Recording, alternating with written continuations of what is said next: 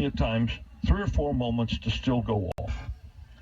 And I wish to go off on this football team. All right, go off, Norm. If you enjoy being laughed at, Jerry, then revel in it. Climb right into the spotlight and revel in it.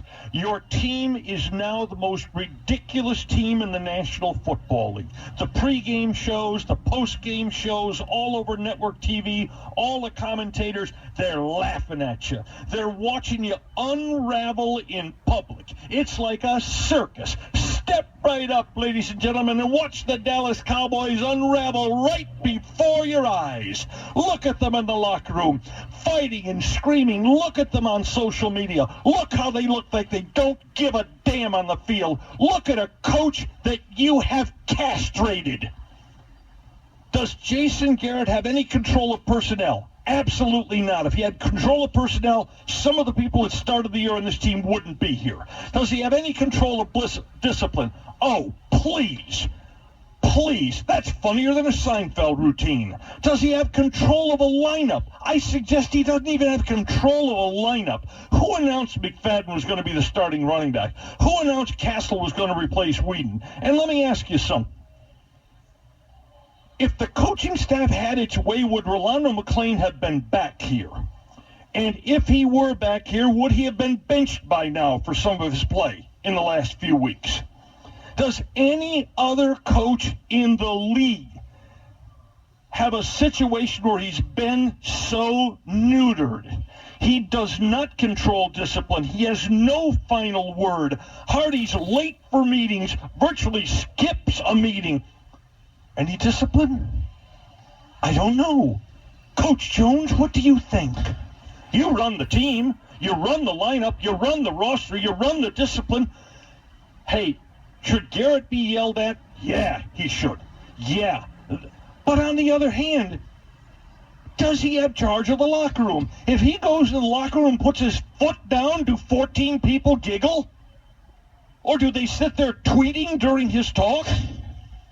Let me tell you something. If you beg to look ridiculous, Jerry, you got it. You got it. When Des Bryant went off on Rich Dalrymple, he should have been yanked into your office and said, this happens again, and I'm fining you a game check. When Hardy misses meetings, he should have been yanked into your office and say, listen, young man, somewhere along the line, you got to stop this. You have been benched this week. You do not play against Tampa. I don't give a damn who we play. I don't care if we have to run out Ryan Russell or Jack Crawford or some yahoo that I fish out of the stands 10 minutes to game time. At some point, doesn't your soul hurt, Jerry? Doesn't it hurt to keep giving guys like Josh Brent and Joseph Randall and Greg Hardy and ad nauseum chances to play again, and they laugh at you, they take your money, and they shoot you a freaking finger every week? Where the hell is your soul, Jerry? Where the hell is it? Do you not care that everybody laughs like crazy at your football team? It's one thing to lose. It's another thing to lose when you've also sacrificed your damn soul. This locker room has no one in charge of it because the man who's supposedly in charge of it has no right to discipline. Get your butt down in locker room, Jerry, and you discipline.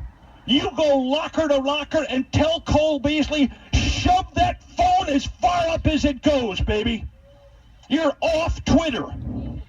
And Des, you do that again, and we are going to have a serious monetary talk, pal. And I don't care if I have to discipline you or Hardy or name it. Pick anybody else who steps out of line.